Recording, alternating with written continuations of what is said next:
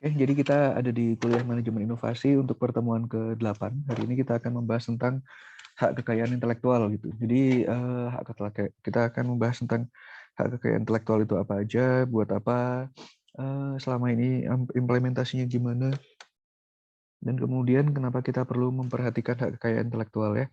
Jadi untuk pembahasan kuliah hari ini saya pakai slide yang saya dapatkan dari Mbah Google gitu. Jadi ada beberapa slide luar negeri, tapi saya pilih yang resmi aja lah, ini dari Direktorat Jenderal Hak Kekayaan Intelektual yang berada di bawah Kementerian Hukum dan Hak Asasi Manusia, Kemenkumham gitu ya. Kenapa bisa jalan sendiri? Oke, jadi kita akan membahas tentang hak kekayaan intelektual hari ini dan apa kaitannya sama technopreneurship atau penelitian. Jadi memang itu sangat erat. Karena itu di Universitas Muhammadiyah Bandung sendiri sudah ada ya untuk ininya bagian pengurusan hakinya.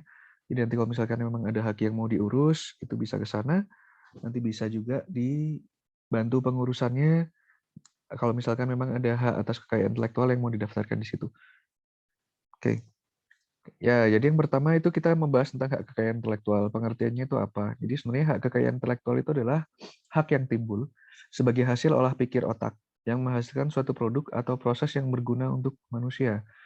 Yang kedua, hak untuk menikmati secara ekonomis dari suatu kreativitas intelektual.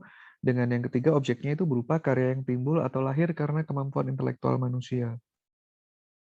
Jadi pada teorinya, kalau misalkan kita sudah mengeluarkan suatu usaha, kita sudah melakukan suatu kegiatan, suatu pemikiran, suatu rangkaian proses yang menghasilkan baik itu barang maupun konsep, dan itu memang unik dan belum ada yang menyerupainya, dan istilahnya bisa menyelesaikan suatu permasalahan, dengan kata lain bisa digunakan secara luas, itu kita berhak untuk menikmati secara ekonomi, dengan kata lain mendapatkan keuntungan, atau minimal mendapatkan pengakuan bahwa karya itu pertama kali diresmikan oleh kita, seperti itu. Nah, jadi untuk pengembangan kekayaan intelektual ini dimulai selalu dari penelitian dan pengembangan. Inilah kenapa di manajemen inovasi kita tidak bisa melepaskan diri dari hak kekayaan intelektual. Kenapa?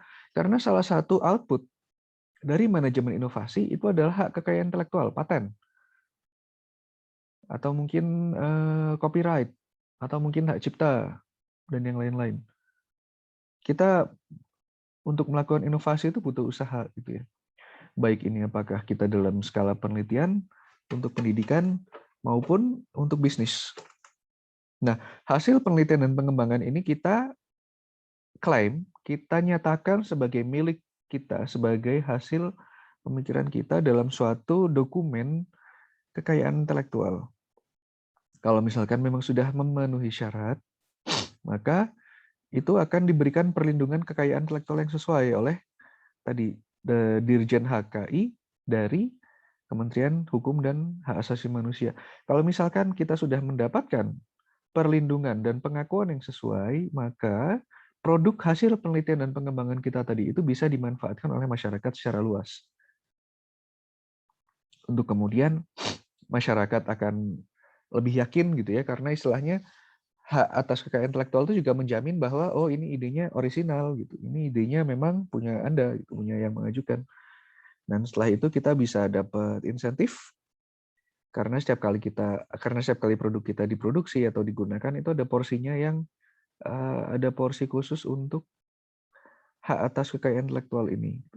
Itu yang bisa memacu penelitian dan pengembangan lebih lanjut lagi. Inilah kenapa jangan sampai kita lolos, jangan sampai kita lalai dalam melakukan pengurusan hak atas kekayaan intelektual atas produk-produk yang memang unik punya kita. Kalau misalkan memang produk itu unik, belum ada yang buat sebelumnya, kemudian istilahnya kita juga meluangkan waktu dan usaha untuk membuatnya, untuk merancangnya, haruslah kekayaan intelektual tersebut kita klaim. Kelalaian di dalam mengurus kekayaan intelektual ini bisa berakibat, yang pertama produk kita beredar lebih dahulu. Kalau produk kita beredar lebih dahulu, orang-orang yang cerdik, yang awas, yang licik gitu ya, mereka akan melihat adanya peluang di sini. Wah, produknya bagus. Wah, belum ada yang ngakuin nih. Bisa saya ini ngakuin. Nah, itu yang bisa menyebabkan kerugian buat kita atau hal-hal yang tidak diharapkan. Kayak misalkan tahu kasusnya Maichi tidak? Anissa tahu Maichi nggak?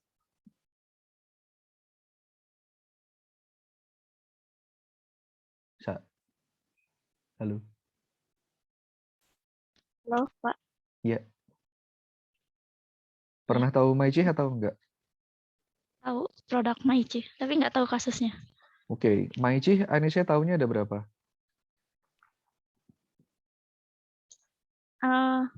Ya satu yang gambarnya ibu-ibu itu. Nah, coba dilihat lebih detail lagi ya. Nanti atau coba cari artikelnya deh untuk tugas hari ini. Untuk tugas hari ini tolong dicari tentang kasusnya Maichi ya. Tapi sederhananya seperti ini. Maichi itu ada dua. Ada satu Maichi hadap depan, ada satu Maichi hadap samping. Jadi kasusnya itu kenapa? Jadi kasusnya itu pecah kongsi. Sebenarnya Maichi yang asli itu yang hadap kiri gitu. Tapi yang ngurus mereknya lebih dahulu itu yang hadap depan. Jadinya yang punya izin pakai nama Maichi itu yang hadap depan, tapi sebenarnya yang aslinya yang hadap samping. Nah, jadi seperti itu. Itu adalah salah satu contoh kasus yang menarik di mana kegagalan mengurus trademark atau nama dagang dari awal itu bisa membuat kebingungan ya pada konsumen yang menikmati produk kita. Oke, lanjut. Nanti tolong dikerjakan ya. Coba tolong cari lebih detail lagi tentang masalah Maichi dan penggunaan trademark itu. Nah, ini dampak positif yang perlu senantiasa diupayakan. Itu adalah penciptaan produk atau proses atau alat baru yang nanti bisa meningkatkan daya saing. Baik itu, ini sesuai dengan nilai inovasi yang kemarin kita sudah bahas ya. Ini meningkatkan kualitas dari produksi, dari pengiriman, pencapaian dari barang itu sendiri untuk konsumen gitu ya. Kita bisa menciptakan produk yang lebih efektif, lebih baik, lebih aman, lebih nyaman, lebih murah, lebih ekonomis, lebih terjangkau. Nah, itu harus selalu didaftarkan. Itu kaitannya dengan penanaman modal dan investasi. Dan nanti kalau misalkan kita bisa mengamankan produk-produk tersebut dengan nama kita, maka kita bisa menciptakan lapangan tenaga kerja yang baru. Dengan adanya produk yang lebih baik, kita bisa melakukan investasi untuk pemekaran usaha dengan lebih besar. Kita bisa mendukung penyerapan tenaga kerja dan juga penciptaan lapangan kerja baru. Dampak positif ini didukung oleh tadi ya, pengurusan hak atas karya intelektual. Karena penciptaan produk, proses, dan alat baru ini butuh biaya, butuh dana, dan butuh sustainability. Kalau misalkan kita sudah bikin produk A, tapi kita biarin aja gitu, ya udah produk itu cuma ngumpulin debu aja di pojokan. Beda kalau misalkan kita bikin suatu produk baru, kemudian kita daftarkan hakinya, maka produk tersebut mungkin di lab kita nongkrong di pojokan, tapi karena dia bisa dipasarkan, karena bisa dijual, karena dia sudah didaftarkan hak ciptanya, kalau di pojokan lab kita ngumpulin debu doang, tapi sebenarnya di luaran dia ngumpulin duit. Itulah kenapa hak atas karya intelektual itu perlu diusahakan dan perlu diurus. Oke, sampai sini ada yang mau ditanyakan atau enggak, Sa?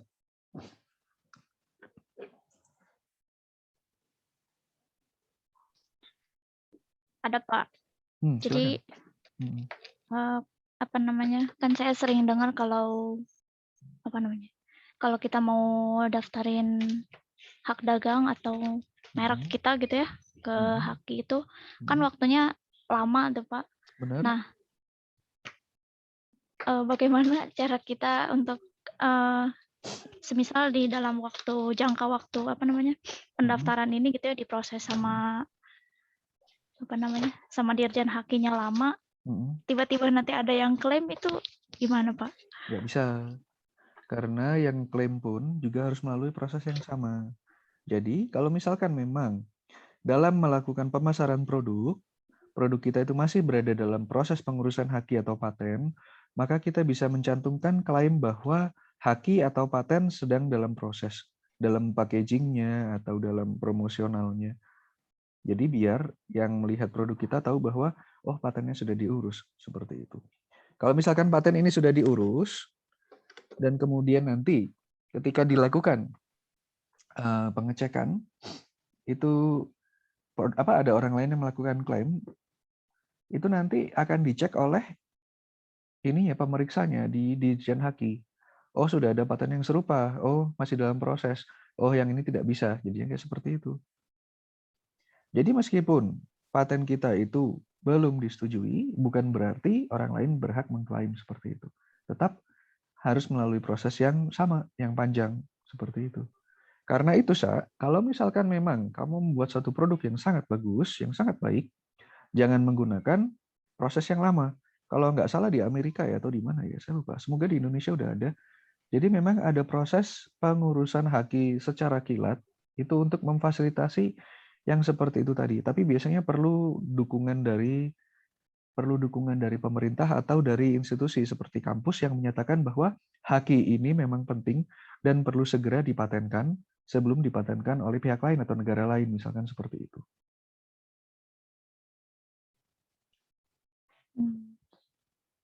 Ya. Kalau yang kasusnya kayak geprek bensu itu gimana Pak? Maksudnya kan mereka secara nama sama gitu ya, cuma beda dikit doang, terus gambarnya juga kan sama. Terus kemarin kan sempat berebut hak guna si merek bensu itu gitu. Iya. Yang dicek akhirnya adalah siapa yang duluan melakukan klaim terhadap merek tersebut. Karena itulah yang menang bukan si Ruben Onsu kan, yang satunya lagi. Karena memang geprek bensu tersebut mereknya diklaim lebih dahulu oleh si satunya lagi, bukan si Ruben Onsu. Nanti yang jadi, kalau misalkan ada perselisihan, yang jadi penentunya adalah siapa yang duluan mengurus. Pasti seperti itu. Kapan dokumen itu masuk? Oh iya. Jadi kalau ini misalkan ada kasus nih Pak, misalkan kita udah mengajukan haki untuk produk kita, nah terus ketika diperiksa misalnya sama pihak terkait, ternyata merek kita nih serupa gitu sama yang lain gitu. Terus kayak di cancel gitu, akhirnya nggak turun hakinya. Kemungkinan besar seperti itu. Ya. Terus kalau misalkan ada yang sama gitu Pak di pasaran. Maksudnya gimana? Sama secara apa ini? Si mereknya gitu, mirip-mirip kayak gitu. Ya, nanti kita bisa melakukan pengurusan secara hukum begitu. Karena begini, kalau misalkan kita nanti mungkin di belakang ada kayak lebih jelas lagi tentang merek. Dari pengalaman dan pengetahuan saya, kalau misalkan kita melakukan klaim atas merek, kita juga harus menyatakan merek tersebut untuk produk di bidang apa, produk atau jasa di bidang apa. Kasus yang sama pernah terjadi. Ini tolong dicatat juga. Saya lupa ya. Jadi nanti tolong saya diingatkan lagi. Ya, ini tentang tuntutan hukum kalau nggak salah dari IKEA. Anissa tahu IKEA? Tahu Pak. Nah, jadi seingat saya pernah ada tuntutan hukum dari IKEA ke salah satu pemegang merek IKEA juga di Indonesia gitu. Tapi dia IKEA tapi bukan untuk mebel, IKEA untuk apa gitu. Akhirnya orang Indonesia yang menang. Kalau nggak salah sih seperti itu. Coba tolong nanti dicari. Jadi perselisihan. Jadi kadang-kadang untuk pemilik produk dagang yang terlebih dahulu, mereka bisa melakukan protes apabila ada produk lain yang digunakan dengan menggunakan namanya dia. Salah satu yang paling jelas itu contohnya wafer Roma. Wafer super, tahu nggak? Yang warna coklat, orange panjang. Oh iya Pak, tahu. Nah, itu dulu waktu saya kecil namanya itu wafer Superman. Nah, setelah kita semakin ke sini, ya mungkin pemilik nama Superman-nya tahu lah ya kenapa ini nama karakter saya jadi nama wafer gitu di Indonesia. Diprotes lah. Akhirnya sekarang namanya jadi wafer super. Meskipun di TV iklannya memang Superman, ya begitulah ya ada mainnya di belakang. Tapi yang ditekankan super ya. Karena mereka harus mengganti nama dagangnya agar tidak menggunakan nama dagang yang lebih terkenal, yang sudah lebih terkenal seperti itu. Nah, yang tadi nama IKEA itu kalau nggak salah akhirnya tetap si orang Indonesia yang menang karena bahkan sebelum IKEA masuk ke Indonesia atau saya lupa gimana nanti, makanya tolong cari ya. Sebelum IKEA masuk ke Indonesia dia udah pakai nama IKEA dulu kalau nggak salah atau gimana gitu. Itu kalau nggak salah gabungan dari, saya juga lupa gimana gitu kenapa dia pakai nama IKEA. Tapi kalau nggak salah orang Indonesia yang menang. Jadi pada beberapa kasus ya itu yang akan dipersidangkan siapa yang berhak untuk memakai nama tersebut. Karena itulah kita mendaftarkan ada nama dagang, ada lambang gitu ya, itu yang harus kita perjuangkan kalau misalkan memang kita mau serius pakai nama itu, seperti itu.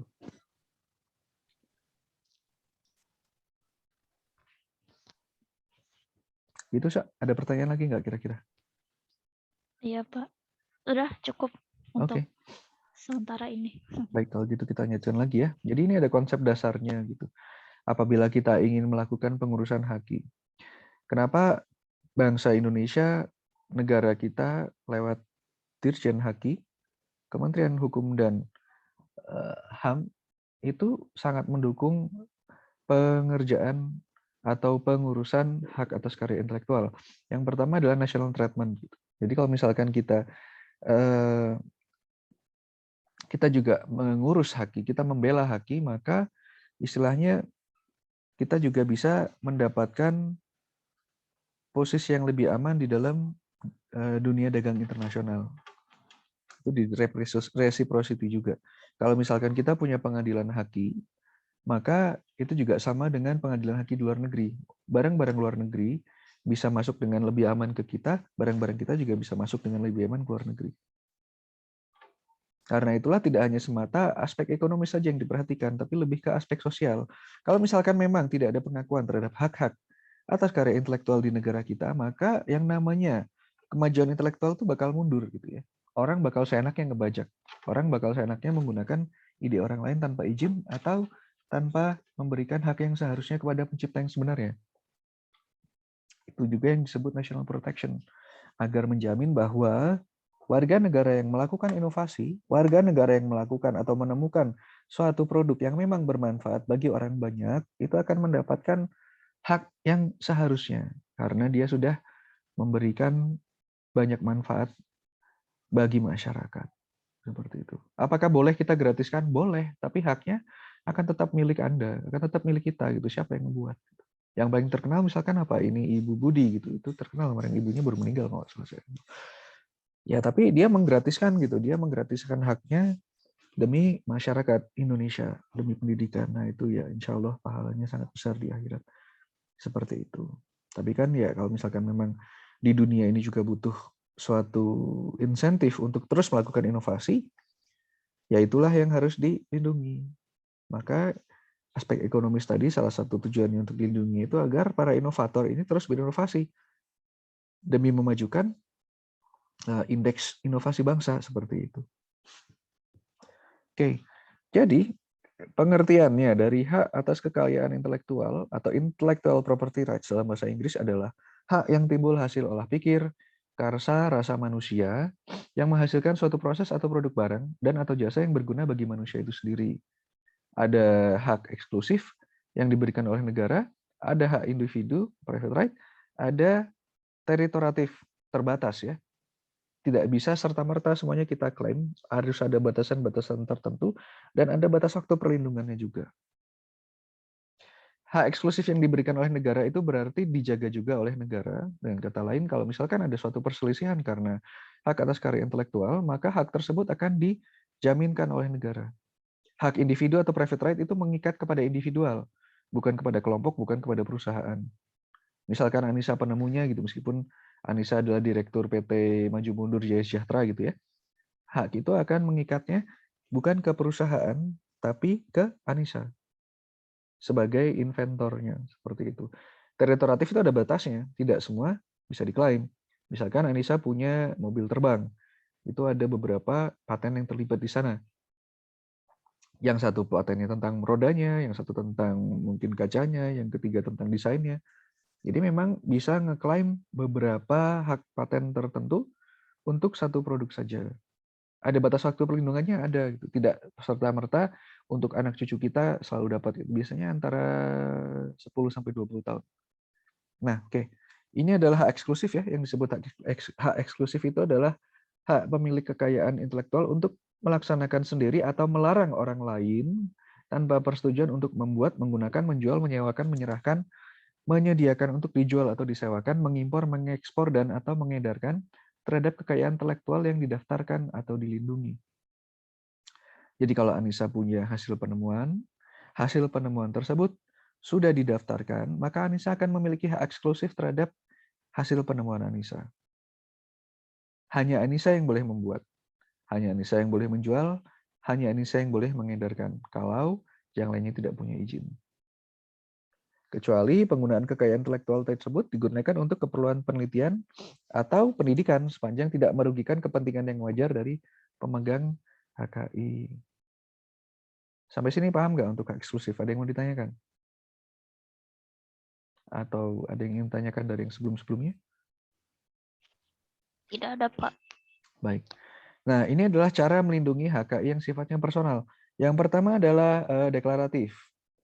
Otomatis tanpa daftar, hanya bersifat lokal, kecuali ada asas resiprokal pada hak cipta. Asas resiprokal itu tadi apa ya? Saya lupa. Nah, misalkan hak cipta dan rahasia dagang. Hak cipta itu berarti hak untuk membuat sesuatu hal yang sifatnya lokal gitu ya. Ada rahasia dagang juga. Misalkan Anissa punya resep rahasia gitu, Krusty Krab. Gimana caranya agar dilindungi biar Krusty Krab itu tetap enak gitu. Gimana cara membuat Krabby Patty. Nah, itu yang termasuk rahasia dagang. Meskipun tidak didaftarkan, tapi itu tetap jadi rahasia Anissa. Ada lagi yang kedua konstitutif. Melalui pendaftaran atau first to file. Nah, ini yang tadi yang saya bilang siapa yang mendaftarkan pertama. Di Indonesia diwakili oleh Dijen HKI, kalau misalkan untuk tanaman di Departemen Pertanian. Ada beberapa hal ya, ada paten, merek, desain industri, desain tata letak IC. Nah, desain tata letak, kalau misalkan Anissa nanti di masa depan ngebangun IC, Integrated Circuit, itu bisa didaftarkan secara KI personal. Oke, ini saya skip saja.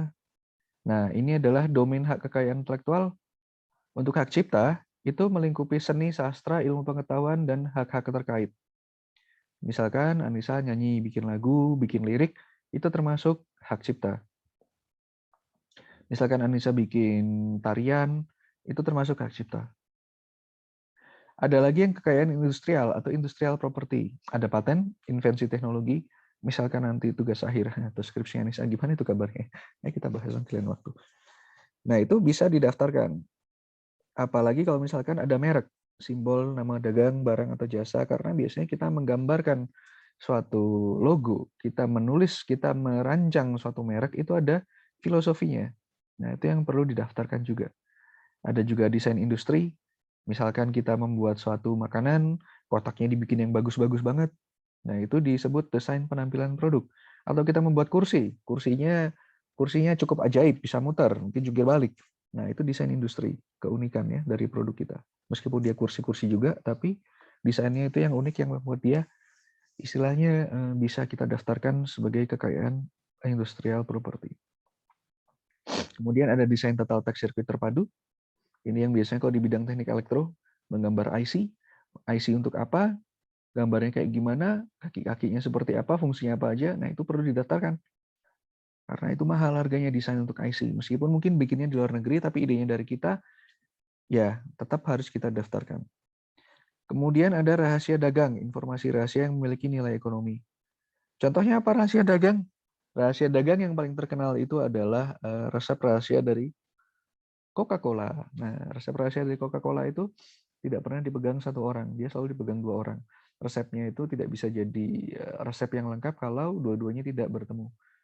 Nah, jadi seperti itu. Ada banyak juga rahasia dagang yang lain cukup aneh-aneh ya. Awal-awal dulu itu ayam crispy-nya KFC itu termasuk rahasia dagang. Kalau sekarang mah kita bisa beli tutungnya sendiri, meskipun mungkin untuk bikin yang sana KFC agak sulit gitu ya, karena ya begitulah itu rahasia dagang. Nah, itulah yang membuat KFC tetap bisa jual ayam KFC meskipun ayam tepung lainnya yang jualan di jalan udah semakin banyak. Karena dia punya rahasia dagang, dia punya merek, dia punya desain industri. Seperti itu. Ada juga perlindungan varietas tanaman yang dikelola oleh Departemen Pertanian, misalkan tomat cherry, atau misalkan pepaya Arab. Mungkin saya nggak tahu lah apa aja. Tapi intinya kalau misalkan kita meneliti suatu varietas tanaman baru, itu juga bisa didaftarkan sebagai hak cipta atau hak kekayaan industrial milik kita. Seperti itu. Karena untuk membuatnya, itu harus lewat penelitian terlebih dahulu. Ada prosesnya, ada pembandingnya. Apa yang membuat dia lebih baik dari varietas tanaman yang lain atau sebelumnya. Seperti itu. Oke, sampai sini ada pertanyaan, Sa?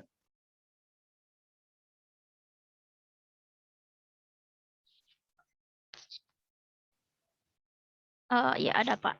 Boleh Bentar. silakan. Jadi yang tentang hak cipta kan sekarang, bukan sekarang sih, maksudnya udah beberapa waktu kan apa namanya, mengcover lagu tuh jadi sebuah apa ya, kayak keharusan gitu ya bagi Benar. beberapa musisi gitu. Nah, Mm, kan kadang mereka upload ke YouTube terus kan di monetize gitu ya videonya. Terus yang sering jadi kasus kan ya mereka nggak menghubungi si pemilik lagunya gitu kan. Jadi mm. Tanpa izin gitu kan ya. aduh, bentar Pak. Saya Silakan, tutup pintu silakan. dulu. Nggak apa-apa, silakan.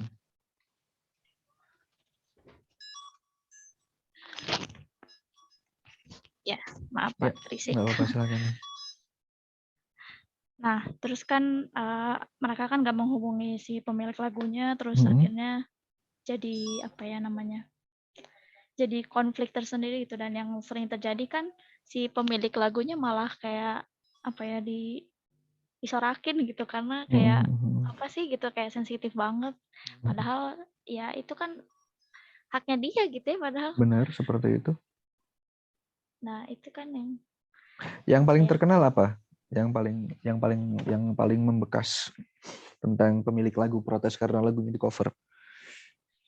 Yang paling saya inget tuh yang pertama yang waktu itu yang Payung Teduh itu kan Paling lagu teduh kan? Akad. Akad, iya benar. Terus masih sama Via Valen juga lagunya Mm-mm. SID kan yang mana ya? Iya, Pokoknya Superman is Dead. lagunya Saya lupa juga. Iya, ada lagunya Superman is Dead. iya. Benar, seperti itu. Mereka berhak untuk melakukan protes gitu ya. Karena itu memang lagu mereka, mereka yang buat, mereka yang publikasi, lirik dan aransemen lagu itu ada haknya begitu. Seperti itu. Jadi kalau misalkan yang mengcover tidak minta izin, yang punya lagu boleh protes. Kayak misalkan gini nih, kampanye gitu ya. Kemarin Donald Trump waktu kampanye lagi, dia pakai putar lagunya siapa gitu, saya lupa. Yang punya lagu nggak terima, dia bisa bilang, tolong jangan putar lagu saya lagi karena saya tidak mengizinkan lagu tersebut dipakai oleh Anda atau untuk pergerakan politik, itu bisa. Itu bisa. Dan mereka berhak karena itu lagu mereka. Dan yang lebih parah lagi, yang paling baru nih, ada wacana bahwa odong-odong pun nggak boleh seenaknya muter lagu. Kemarin tuh saya baru dengar kayaknya. Jadi kalau misalkan odong-odong muter lagu ajeb-ajeb gitu ya buat nemenin anak-anak naik mobil keliling-keliling, itu bisa dikenakan pelanggaran hak cipta. Karena muter lagunya lagu yang asli tanpa izin. Seperti itu. Tapi ya itu haknya gitu. Itu haknya. Gimana biar kita bisa mendapatkan hak tersebut? Ya harus diurus gitu. Harus diurus. Mungkin ada Persatuan Odong-Odong Nasional yang nanti bakal mengurus lagu apa saja yang boleh diputar oleh para pengusaha odong-odong ya. Harusnya seperti itu. Hal yang sama juga pernah terjadi waktu permasalahan dengan Inul KTV ya. Inul itu kan punya perusahaan, bukan punya karaoke kan ya. Iya. Jadi dia masukin lagu seenaknya, kemudian tanpa mengurus izin karaoke dari masing-masing pemilik lagu. Nah, itu jadi kasus juga waktu itu, udah lama sih sebenarnya. Ya, itu haknya mereka gitu. Karena ini nih, karena dari melakukan pemutaran atau melakukan apa istilahnya ya, melakukan penyebaran distribusi dari hak dari suatu kekayaan intelektual tadi, mereka mendapatkan keuntungan. Coba kalau misalkan Inul memakai karaoke-nya tadi untuk diputar di rumah sakit gitu ya, untuk menghibur suster atau untuk menghibur pasien, atau diputar di panti jompo, ya itu untuk kegiatan sosial lah. Nggak apa-apa, nggak dapat uang dari situ. Tapi karena dia melakukan istilahnya pemutaran objek-objek atau melakukan menikmati hasil karya intelektual tadi untuk mendapatkan keuntungan gitu ya. Itulah yang jadi bermasalah biasanya. Perlu ada royalti yang diatur bagi pemilik hak kekayaan intelektual yang sebenarnya, sehingga meskipun Bukan, si pemilik hak cipta yang sebenarnya tersebut yang melakukan distribusi produk, akan tetapi pemilik hak cipta tersebut tetap bisa mendapatkan insentif secara ekonomi dari produknya yang dinikmati orang yang lebih luas, lebih banyak seperti itu. Itulah kenapa kita fotokopi buku sebenarnya nggak boleh gitu ya. Karena hasil fotokopi kita tidak memberikan keuntungan secara ekonomis bagi pemilik bukunya. Pembajakan adalah hal yang berlawanan dengan hukum. Kita kopi-kopi lagu, download lagu nggak pakai bayar, ya itu sebenarnya pelanggaran hak cipta. Seperti itu. Ada yang mau ditanyakan lagi, Sa?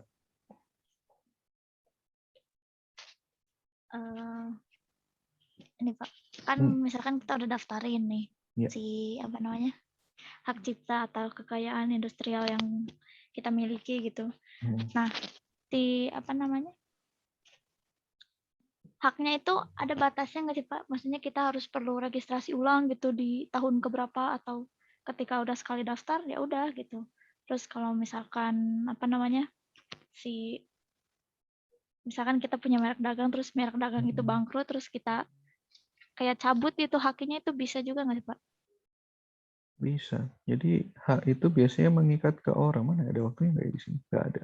Jadi gini ya, hak cipta itu terikatnya ke orang gitu. Meskipun kita pindah perusahaan, ya haknya akan tetap jadi punya kita. Perusahaan itu harus tetap bayar harus tetap bayar royalti ke kita karena kita pemilik hak ciptanya. Nah, nah jadi gini, Sa. Inovasi itu harus dipatenkan. Paten ada umurnya. Kalau misalkan patennya udah lewat, kalau kita nggak perbarui patennya, ya nggak bisa. Itu sudah bakal jadi punya orang lain. Sudah bakal jadi punya umum, misalnya public domain. Orang lain boleh meniru. Jadi, dan istilahnya kalau tidak ada inovasi di bidang itu lagi, maka biasanya ya tidak bisa diperpanjang begitu ya haknya. Makanya itu inovasi itu harus tetap dilakukan sehingga kita akan tetap punya paten atas kondisi terbaik atau kondisi terbaru dari produk tersebut. Yang paling gampang itu gini, obat. Kenapa ada obat generik, kenapa ada obat yang mahal? Anissa tahu?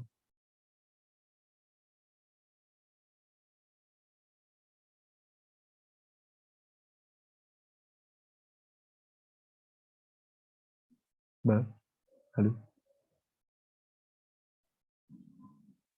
Sa? Ya, Iya, ada suaranya. kenapa ada obat generik, kenapa ada obat yang mahal? Kalau yang generik itu kan kalau nggak salah ya produksinya memang umum dan apa ya si komposisinya teh kayak udah ditentukan aja gitu sebelumnya jadi nggak ada kandungan-kandungan khusus yang gimana gitu. Kalau yang satu lagi itu memang kayak hak paten milik perusahaan tertentu itu sih kayaknya gitu kalau nggak salah atau kebalik. Ya, memang benar seperti itu ya. Jadi kalau misalkan suatu obat itu kita patenkan, maka selama 20 tahun itu tidak boleh ada perusahaan lain yang membuat obat yang serupa, obat yang serupa. Setelah 20 tahun itu lewat, maka obat generik dari obat tersebut boleh dibuat. Akan tetapi ramuan rahasianya yang campuran khususnya tadi tetap menjadi milik dari obat tersebut. Tapi obat generiknya udah boleh dibuat setelah lewat 20 tahun, seperti itu. Jadi kalau misalkan kita nemu obat yang lebih baik, ya segera dipatenkan. Kalau misalkan kita ada produk yang lebih bagus, ya segera dipatenkan. Jadi paten itu akan terus bergulir seperti itu. Jadi kayak misalkan desain iPhone. iPhone 1 dipatenkan, iPhone 2 dipatenkan, iPhone 3 dipatenkan. Setiap kali ada desain baru selalu dipatenkan oleh iPhone, oleh Apple gitu ya. Untuk Samsung juga seperti itu sama aja. Kalau misalkan mereka desain OLED dipatenkan, mereka desain handphone yang bisa dilipat dipatenkan. Jadi apalagi dengan pesatnya kemajuan teknologi seperti ini, satu paten itu berlaku selama 20 tahun, selama 20 tahun mendatang pasti sudah banyak kemungkinan besar ya, sudah banyak hasil penemuan lain yang istilahnya lebih canggih dari apa yang sudah kita patenkan 20 tahun yang lalu seperti itu. Karena memang kemajuan kita pesat sekali setelah ada internet. Seperti itu. Tapi ada umurnya, 20 tahun, Sa.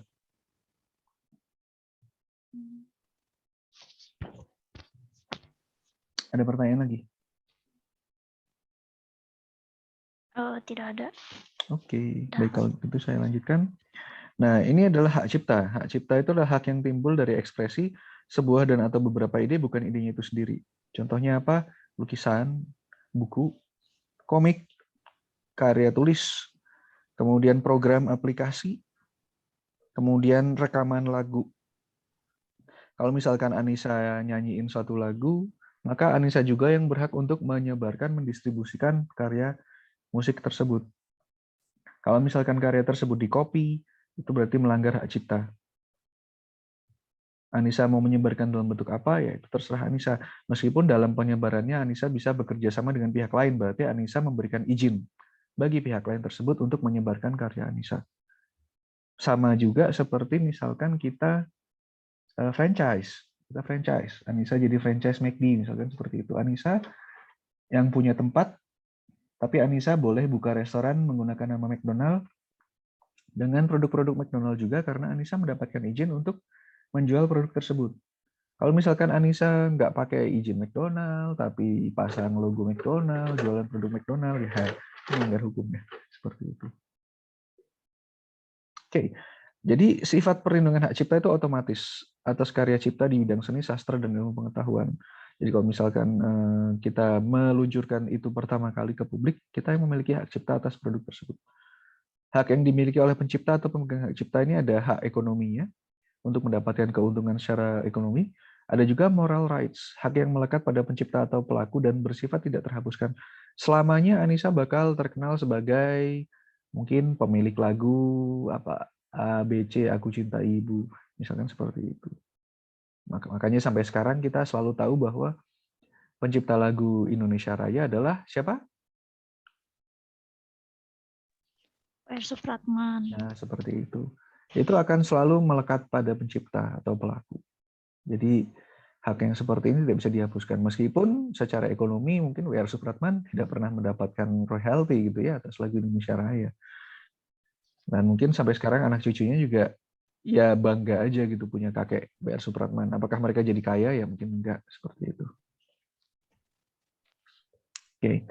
Ciptaan yang dilindungi ini termasuk buku, program komputer, pamflet, perwajahan, layout ya, karya tulis yang terbitkan, dan semua hasil karya tulis yang lain. Karena itu kalau misalkan kita lihat, kita buka buku, itu biasanya ada, selain ada judulnya, itu juga ada informasi tentang desain cover itu dibuat oleh siapa.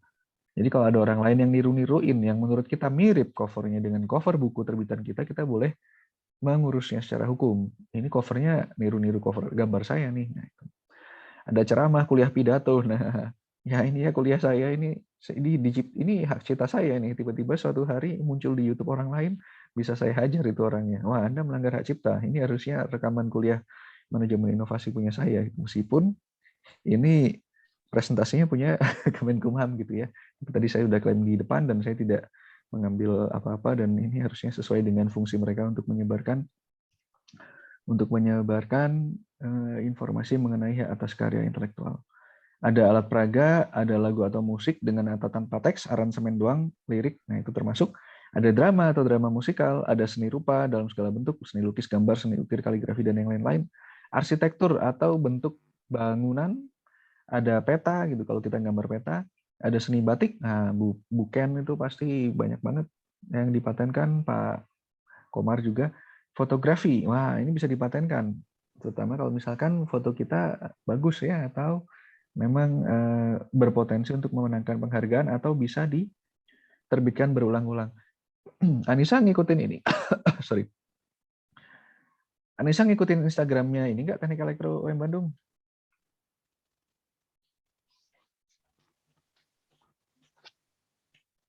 Sa, Apa, Pak? ngikutin Instagramnya Elektro UM Bandung nggak? Oh, ngikutin. Nah, jadi kalau misalkan Anissa lihat, biasanya pada beberapa gambar itu yang menggunakan gambar orang lain, kalau kita ambilnya dari internet, kita juga tetap harus memberikan pengakuan ya, memberikan kredit, memberikan pengakuan kepada ini sebenarnya gambar siapa, diambil dari mana. Itu termasuk menghargai hak atas karya intelektual.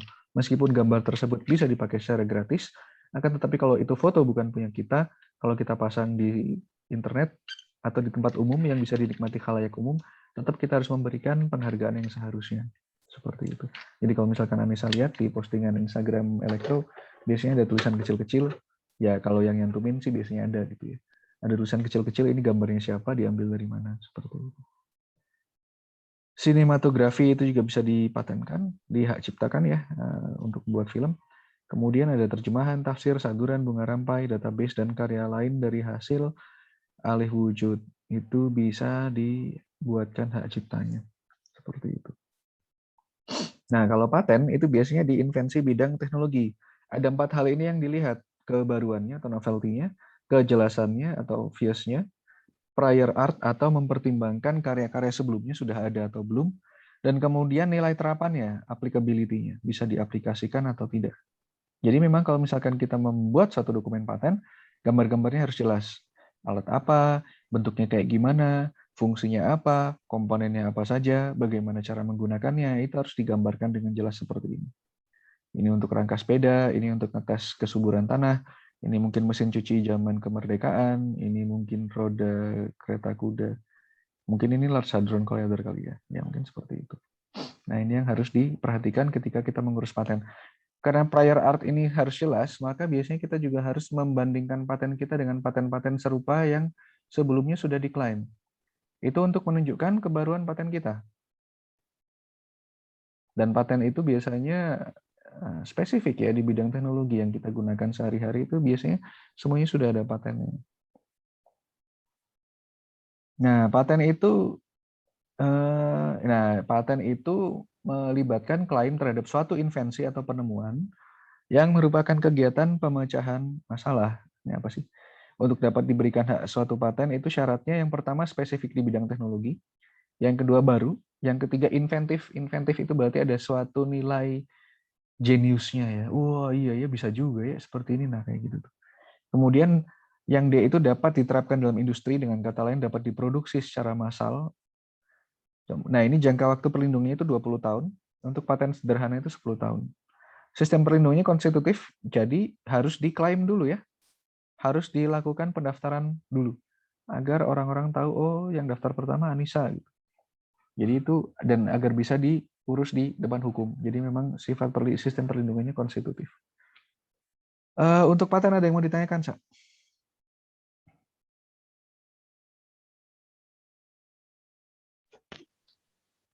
Tidak ada, Pak. Kemudian selanjutnya adalah merek. Nah, merek itu kalau misalkan kita punya lambang, kita punya suatu identitas atas perusahaan atau produk kita yang bisa kombinasi dari gambar, nama, kata-kata, huruf, angka-angka, susunan warna, atau kombinasi dari unsur tersebut yang memiliki daya pembeda dan digunakan dalam kegiatan perdagangan barang dan jasa, itu bisa kita daftarkan. Ada merek dagang, merek jasa, dan merek kolektif. Jangka waktu perlindungan 10 tahun dan ini bisa diperpanjang. Jadi kalau misalkan Anissa perhatikan di Coca-Cola itu biasanya ada dynamic apa ya? Dynamic band kalau nggak salah namanya dynamic band. Lambang Coca-Cola yang dynamic band itu dulu pernah dijaminkan trademarknya gitu. Jadi kita nggak bisa seenaknya niruin merek Coca-Cola. Lambangnya itu. Sistem perlindungannya konstitutif. Nah, geprek bensu, sistem perlindungannya konstitutif nih. Jadi harus didaftarin, Sa. Kalau untuk merek itu harus didaftarkan. Meskipun serupa, tapi kita daftarnya duluan, yang menang kita. Misalkan geprek bensu sama geprek yang satunya lagi, mungkin duluan geprek bensu, tapi yang ngurusin ke Dijen Hakinya itu adalah yang satunya, yang menang yang satunya. Karena sistem perlindungannya konstitutif dulu-duluan. Seperti itu. Yang kita lihat di bawah ini ya, lambang-lambang, logo, merek dagang, ini semuanya sudah didaftarkan, jadi kita nggak bisa seenaknya niruin. Misalkan kita bikin plesetan gitu ya, matahari ini diganti jadi mata Harun gitu ya, tapi lambangnya mirip-mirip, cuma warnanya diganti, fontnya sama. Ya kalau misalkan kita gunakan itu untuk komersialisasi, kita bisa kena pasal perlindungan merek dagang. Seperti itu. Oke, kemudian indikasi geografis. Ini apa ya? Suatu tanda yang menunjukkan daerah asal suatu barang yang karena faktor lingkungan geografis termasuk faktor alam, faktor manusia atau kombinasi dari kedua faktor tersebut memberikan ciri dan kualitas tertentu pada barang yang dihasilkan. Misalkan nilai-nilai kebudayaan dapat digunakan untuk memajukan industri regional atau nasional. Misalkan kain songket, kain batik. Nah, itu kan indikasi geografisnya udah jelas karena ada daerah-daerah tertentu yang memang terkenal atas produksi-produksi tersebut. Nah, ini dimilikinya bersama-sama. Jadi, semua orang yang di daerah tersebut boleh ngebatik. Meskipun batiknya mungkin bisa lebih spesifik lagi. Ada batik Parang Rusak, ada batik Raja Naga mungkin, ada batik Trusmi, ada batik A, batik B, batik C. Nah, tapi kalau batiknya itu sendiri dimiliki bersama-sama. Oke, ini lanjutnya adalah desain industri. Kalau misalkan kita membuat suatu kreasi yang memiliki bentuk tertentu, konfigurasi tertentu, komposisi garis atau warna, garis dan warna, atau gabungan yang bisa diwujudkan dalam 3 dimensi atau 2 dimensi yang meningkatkan kesan estetis atau kecantikan, dan dapat diwujudkan dalam pola 3 dimensi dan 2 dimensi, serta dipakai untuk menghasilkan produk, barang, komunitas industri, atau kerajinan tangan, itu bisa dipatenkan juga atau bisa diurus hakinya. Misalkan desain iPod yang seperti ini. Meskipun banyak tembakannya, banyak barang-barang MP3 player yang waktu itu nembak iPod, tapi pemilik haknya adalah Apple. Mereka boleh menuntut kalau mereka mau. Motor misalkan. Kalau desain motornya Yamaha ya kayak gitu. Desain motornya Honda ya kayak gitu. Nggak bisa tiru-tiru karena masing-masing itu sudah didaftarkan desain industrinya. Misalkan ada kursi seperti ini, ya ini haknya milik desainer pertamanya. Ada yang lain yang niru-niru, kalau misalkan ketahuan bisa dituntut, bisa. Seperti itu. Nah, hak desain industri ini diberikan untuk jangka waktu 10 tahun sejak tanggal penerimaan, tidak dapat diberikan kalau misalkan bertentangan dengan perundangan yang berlaku, dan kemudian haknya ini diberikan untuk desain industri yang baru. Desain industri dianggap baru apabila pada tanggal penerimaan desain industri tersebut tidak sama dengan pengungkapan yang telah ada sebelumnya. Jadi harus selalu baru gitu ya. Ada yang baru yang apa ini? Setelah lewat 10 tahun ya kalau nggak ada yang baru nggak bisa diklaim karena lewat 10 tahun asumsinya sudah terlalu banyak mungkin yang bisa niruin seperti itu. Dan setelah lewat 10 tahun maka desain tersebut menjadi desain umum. Karena itu kalau misalkan kita lihat desain iPod yang lama ini kalau sekarang ada orang yang mau niruin yang persis plak kayak gini ya sudah nggak apa-apa kan udah lewat 10 tahun. Oke, ada pertanyaan sampai sini untuk desain industri, untuk merek dagang, untuk indikasi geografis, untuk paten.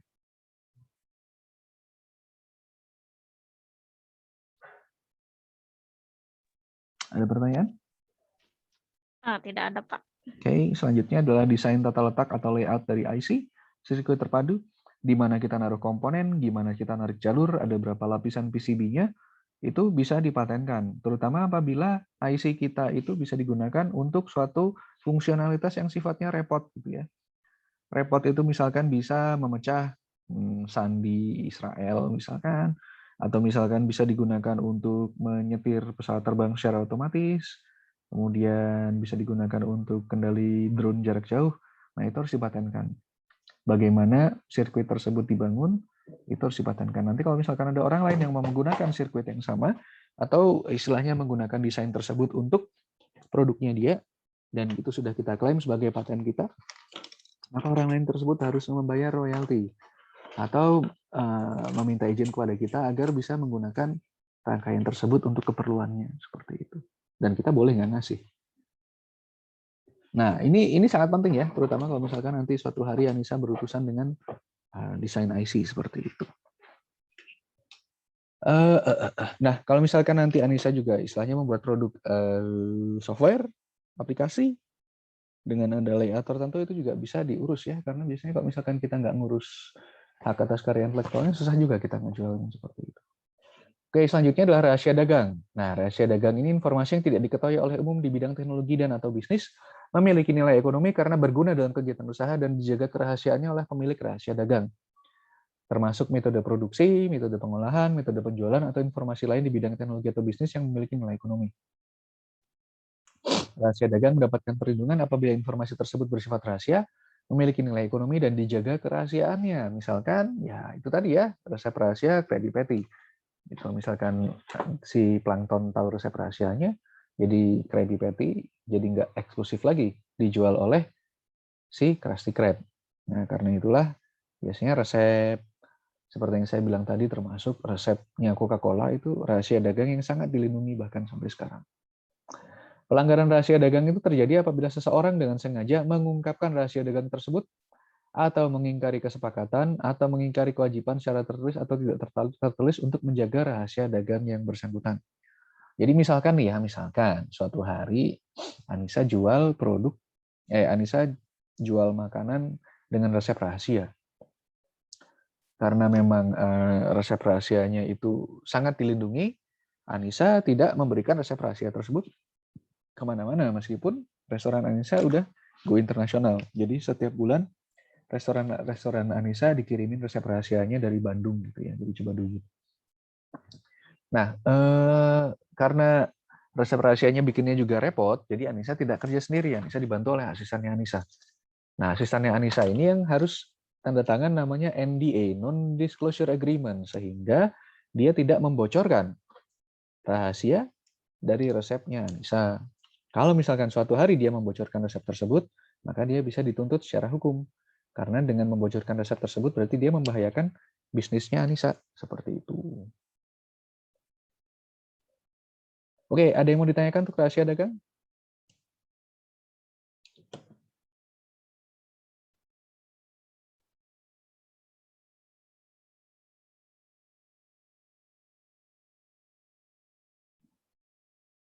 Cak. Yuhu. Anissa. Ya Pak. Ada yang mau ditanyakan? Tidak ada. Oke. Nah, jadi ini tadi yang saya sampaikan terkait HKI dan produk ya. Di dalam satu produk itu bisa jadi dia terdiri dari berbagai macam komponen yang memiliki hak cipta yang berbeda-beda. Ada hak cipta untuk software. Ada hak cipta untuk software yang dipakai pada aplikasi misalkan. Setiap aplikasi yang kita punya di handphone kita itu ada hak ciptanya. Karena itu kalau misalkan dia nggak gratis, kita harus bayar di Play Store. Nah, itu nanti masuknya di royalti ke yang ngebuat. Kemudian ada merek. Sebagai simbol dagang itu ada hak ciptanya. Desain industri untuk handphone yang kita pakai, layarnya gimana, tombolnya kayak gimana, posisi kameranya seperti apa, itu ada desain industrinya. Kemudian bisa ada patennya juga, penemuan teknologi berupa komputer dalam ukuran kecil, atau penemuan smartphone, atau smartphone dengan kemampuan mengambil gambar dengan ini, dengan itu, atau dengan kamera seperti ini, seperti itu. Apalagi kalau misalkan ada desain IC-nya sendiri. Anissa tahu kira-kira kalau misalkan smartphone itu pakai prosesor apa aja yang terkenal misalkan? Kalau yang baru-baru itu? Terkenal itu Snapdragon kan? Snapdragon. Punya siapa Snapdragon? Nah, punya siapa ya? Nggak tahu, Pak. Punya Qualcomm ya. Jadi Qualcomm itu Oh yang iya. Qualcomm itu Ada yang MediaTek ya ini. gimana sorry? Selain Snapdragon ada MediaTek. MediaTek ya. Saya nggak tahu, saya lupa. Iya. Yang saya tahu Snapdragon aja soalnya itu yang terkenal. Jadi ada Snapdragon. Nah, Snapdragon itu punya Qualcomm. Qualcomm itu yang punya paten ya, HKI atas desain tata letak sirkuit terpadu atas IC-nya tadi. Kalau misalkan kita bicara komputer, maka ada Intel, ada AMD. Kalau untuk graphic card siapa?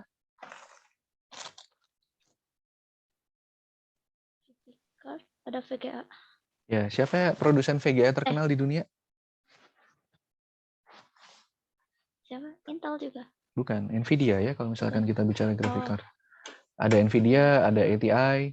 Nah, jadi memang itu yang lagi terkenal sekarang karena banyaknya orang yang melakukan mining untuk Bitcoin ya. Jadi seperti itu. Oke, nah jadi di dalam satu produk itu bisa banyak sekali paten yang terlibat. Nah, itulah yang kadang-kadang kita harus melihat kalau misalkan kita ingin mengurus hak paten atau suatu produk, kita harus melihat ini beberapa paten terpisah atau jadi satu nih. Nah, seperti itu. Oke, ada yang mau ditanyakan sampai sini? Tidak ada, Pak. Baik, kalau gitu saya lanjutkan. Ini tadi udah. Nah, globalisasi ya. Jadi memang pada akhirnya pikiran kita terhadap pentingnya HQ itu menjadi semakin terbuka setelah Indonesia menjadi semakin terhubung secara global gitu. Setelah ada internet, kemudian internet semakin murah. Jadi semakin ke sini kita semakin tahu bahwa di masa depan yang namanya perkembangan ekonomi itu akan semakin maju kalau misalkan yang kita dagangkan itu adalah perdagangan berbasis ilmu pengetahuan dan komoditi karya intelektual seperti itu. Lagu kita putar di Malaysia. Jadi jadi kita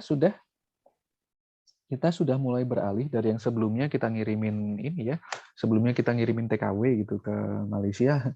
Ya kita harusnya lebih mengirimkan produk yang memang sifatnya karya intelektual seperti itu. Jadi tidak hanya mengirimkan pekerja kasar, tidak hanya mengirimkan barang dan jasa, tapi juga produk-produk intelektual yang memang bisa digunakan di negara lain yang nilai ekonominya tinggi. Seperti itu. Karena itulah karya-karya intelektual kita harus dilindungi. Kalau enggak, nanti bisa dibajak sama negara asing. Nah, seperti itu. Oke, let's see. Semakin maju suatu negara, maka semakin bergantung negara tersebut pada modal intelektualnya atau intelektual kapital. Seberapa pintar orang-orang di situ. Soalnya ya, kita bisa lihat nih, kalau misalkan Amerika gitu, semua produk maju itu asalnya dari sana. Ya produknya dipakai sedunia. Ya akhirnya ya orang Amerika yang kaya gitu. Karena setiap kali produknya dipakai, mereka dapat untung. Itulah yang disebut intelektual kapital. Modal intelektual atau intelektual kapital tersebut bersifat renewable, bisa diperbarui, dan sustainable gitu ya. Jangka panjang bisa diperbarui dan istilahnya berkesinambungan. Selalu diperbarui dan itu tadi ya, yang di depan tadi sudah diterangkan bahwa HKI itu dengan adanya pengakuan terhadap HKI, maka inovasi itu bisa terus ditingkatkan, terus didukung seperti itu. Nah, tahun 82, 62% aset perusahaan di Amerika Serikat itu berupa aset fisik. Aset HKI hanya 38%. Tahun 2000 itu kebalikannya. HKI itu sudah mencapai 68% dari total aset yang dimiliki oleh Amerika Serikat. Kita bisa melihat ada suatu perubahan paradigma di situ yang misalkan kalau misalkan kita nggak memahami ya bisa bahaya. Kita juga harus meningkatkan kemampuan kita di dalam istilahnya penerbitan atau peningkatan kualitas dalam penjaminan hak atas karya intelektual. Seperti itu. Nah, ini adalah beberapa manfaat dari HKI ya. Bisa jadi aset perusahaan untuk mendukung pengembangan usaha, mencegah persaingan usaha tidak sehat, misalkan mencuri ide, mencuri inovasi, dan juga meningkatkan daya saing. Kalau kita udah punya produk yang sudah memiliki HKI, sudah memiliki hak cipta, sudah memiliki hak untuk diperjualbelikan secara legal, maka itu bisa meningkatkan kemampuan kita dalam memasarkan produk tersebut kemana-mana. Kalau sudah ada haknya, gitu. Sudah diurus, wah ya mantap lah itu. Berarti orang akan bisa lebih percaya ketika membeli. Kemudian pemacu inovasi dan kreativitas.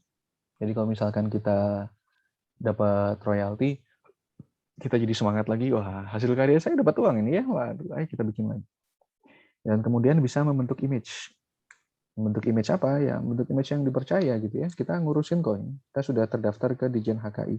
Jadi harusnya Anda bisa menggunakan produk ini dengan lebih tenang gitu. Karena sudah ada dokumennya secara hukum. Nah, ada beberapa hal yang perlu dihindari dalam proses produksi dan barang dan jasa. Yang pertama, melupakan perlindungan hukum. Jangan sampai. Kemudian tidak ada perjanjian yang memadai atas pesanan karya intelektual dari pihak asing. Misalkan suatu hari Anissa dimintain tolong dong tolong ngolah data ini, bikinin rumusnya. Ya udah, gitu aja. Nah, padahal rumusnya itu punya Anissa. Kalau misalkan rumus itu diambil alih oleh mereka, ya Anissa kalah. Soalnya Anissa nggak ada perjanjian di depannya gitu ya, yang menyatakan bahwa segala rumus yang saya buat itu punya saya. Nah, itu harus dinyatakan dengan jelas. Kemudian ada memamerkan atau mempromosikan karya intelektual sebelum pengajuan permohonan pendaftaran perlindungan haki. Jadi kita harus mendaftarkan dulu, meskipun belum selesai prosesnya, didaftarkan aja dulu. Baru kita tunjukkan, baru kita pamerkan, baru kita pasarkan. Karena setelah barang itu masuk pasar, barang itu kita pamerkan, maka orang lain bisa niru. Orang lain bisa meniru. Kalau orang lain yang ngeklaim, dan mereka ngeklaim duluan, kita jadi kalah klaim. Kita nggak akan punya hak atas barang tersebut. Itu yang harus dihindari. Oke, sampai sini ada yang mau ditanyakan? apa ya? Nggak ada, Pak. Cukup jelas ya? Iya. Nah, ini Ditjen HKI, saya pas saja, ini saya pas saja, ini saya pas saja. Undang-undangnya ini, kalau misalkan memang mau dibahas secara spesifik, untuk masing-masing HKI, sudah ada undang-undang sendiri untuk hak cipta, UU nomor 19 tahun 2002, paten, merek, rahasia dagang, desain industri, tata letak sirkuit terpadu, dan yang lain-lain. Varietas tanaman juga, kita rata-rata pakai yang tahun 2000. Untuk traktat atau perjanjian internasional HKI ini semuanya yang mendukung, ada 7 poin utama, dan juga didukung oleh keputusan presiden juga. Nah, kemudian ada peraturan pelaksanaan UU HKI. Ini ada beberapa peraturan presiden ya, peraturan pemerintah. Dan juga ada keputusan Menkumham. Nah, untuk prosedur pendaftaran dan yang lain-lainnya, jadi memang kita harus mengajukan permohonan dulu, memenuhi syarat minimum, ada dokumennya, ada syarat-syaratnya, ada gambar-gambarnya, sehingga kita akan mendapatkan tanggal penerimaan. Setelah itu kita akan diperiksa, kemudian kita akan dapat pengumuman apakah ditolak. Kemudian kalau misalkan memang baru dan tidak melanggar pasal 4 yang tadi, mana pasal 4 ya? Nggak tahu deh. Kalau misalkan dia baru, tapi ada oposisi, nah nanti akan ada pemeriksaan substantif. Barang kita sebenarnya baru beneran nggak? Atau ada keberatan dari pihak lain atau enggak? Kalau tidak ada oposisi, tidak ada perlawanan, maka kita akan didaftarkan dan kita akan menerbitkan sertifikatnya. Sehingga hak desain industri tersebut jadi punya kita. Jadi memang oleh Ditjen HK ini akan diperiksa ya. Akan diperiksa apakah berlawanan dengan pasal tertentu, apakah termasuk desain industri, apakah ada kemiripan atau tidak, apakah ada pihak lain yang keberatan atau tidak. Itu prosesnya kurang lebih bisa 6 bulan kali ya. Nanti lama sih sebenarnya. Gitu. Ini untuk paten, nah ini yang bisa lama ya kalau paten. Nah, kapan saya ngurus paten itu agak lama aja, 3 tahun nunggu baru dapat pengumuman. Ya begitulah, ini kurang lebih sama. Jadi selalu ada waktu, nih kurang lebih. Nah 36 bulan ya, bisa sampai 3 tahun ini ngurusnya. Ini kemarin saya di sini nih. Permohonan pemeriksaan substantif ini 3 tahun lagi. Ya tapi paling nggak dimajuin dulu lah. Kalau misalkan memenuhi syarat untuk diberi paten, ya nanti diberikan sertifikat paten. Seperti itu. Ada yang mau ditanya nggak sampai sini? Ini untuk merek, ini untuk hak cipta, kurang lebih sama lah. Oke, sebelum saya bacakan kesimpulan, ada pertanyaan atau enggak? Tidak ada, Pak. Nah, nanti kalau misalkan memang mau mengurus HAKI, mau mengurus hak atas karya intelektual, itu bisa dilakukan di kantor HAKI-nya UMB ya. Kalau nggak salah kita udah ada kantor patennya sendiri, ada Prof. Neni atau Prof. siapa gitu yang ngurusin kantor HAKI. Jadi misalkan ada produk-produk yang memang bisa digunakan, didaftarkan saja di sana. Jadi kesimpulannya, penerapan sistem HAKI itu memang secara nasional itu ada keinginan dari pemerintah ya untuk memajukan penguasaan terhadap HAKI. Nah, tentu saja dampak negatifnya harus diminimalisasikan, dieliminasi semaksimal mungkin. Berbagai perkembangan dalam pengaturan sistem HAKI itu, baik di tingkat nasional maupun internasional, perlu dicermati dan diupayakan untuk menunjang kepentingan nasional, dan informasi tentang kekayaan intelektual yang tersedia harus dimanfaatkan seoptimal mungkin, baik dalam rangka pemilihan atau pengembangan teknologi maupun untuk mengembangkan lebih lanjut. Penerapan dan pengundayagunaan sistem HAKI yang telah tersedia perlu dilaksanakan dan didukung oleh semua pihak. Jadi memang sistem HKI itu gunanya salah satunya untuk dokumentasi ya, untuk melihat sudah ada karya lain yang sejenis atau belum. Jadi kalau misalkan kita mau nulis paten, kita mau melihat invensi ini sudah atau belum, coba dicek saja di sistem HKI-nya. Biasanya bisa dicari di Google kok, database paten seperti itu. Oke, kalau tidak ada pertanyaan lebih lanjut, saya akhiri kuliah hari ini. Mau ada pertanyaan lagi nggak, Sa? Enggak, Pak. Baik, kalau gitu demikian akhir materi kuliah hari ini. Ini saya end recording dulu.